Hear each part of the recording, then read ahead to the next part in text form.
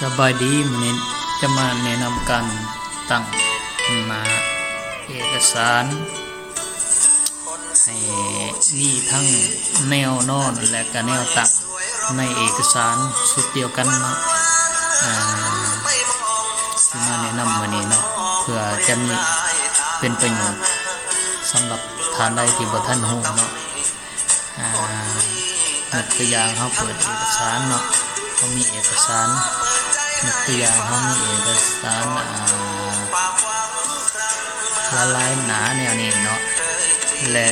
ในนี้เฮาอยากให้มีบางหนาเนาะมันเป็นตารางเนาะมันจะสิเนาะเฮาอยากให้มันเป็นแนวนอนเนาะยกตัวอย่างน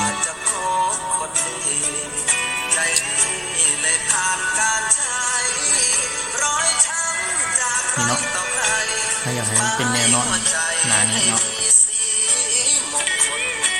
เขาก็เอาเมาส์มาตั้งใส่หนานี้เนาะหนา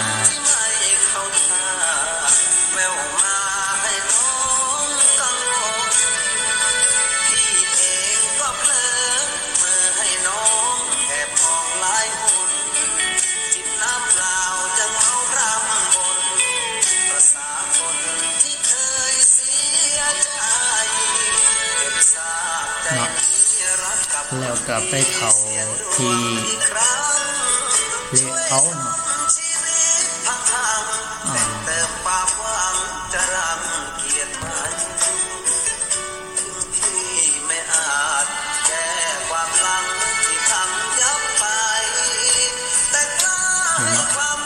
เข้าที่เลเยอร์เนาะ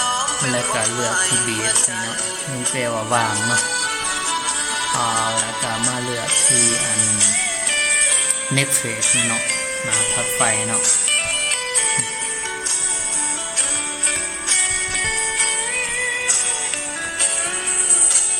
นี่เนาะมันจะเป็นอันนี้เนาะแล้วก็ให้เฮามาเลือกแนวตั้งแนวนอนอย่างนี้เนาะ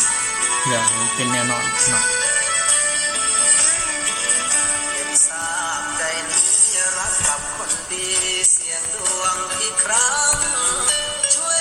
นี่เนาะ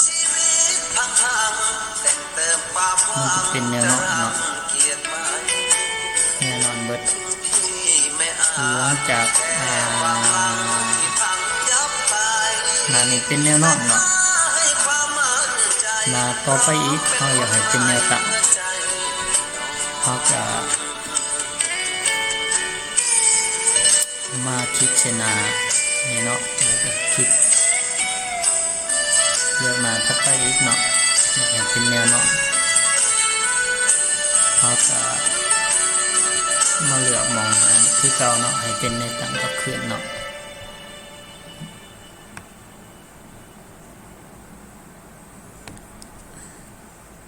เขาจะมาสังเกตเนาะ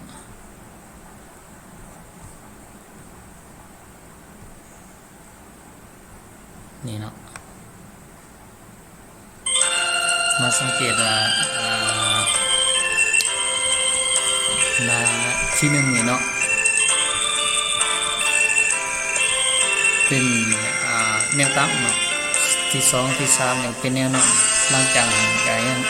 เอามาตั้งให้เป็นแนวตั้งต่อไปเลยเนาะนี่แนวตั้งอยู่ในหน้าเดียวเนาะ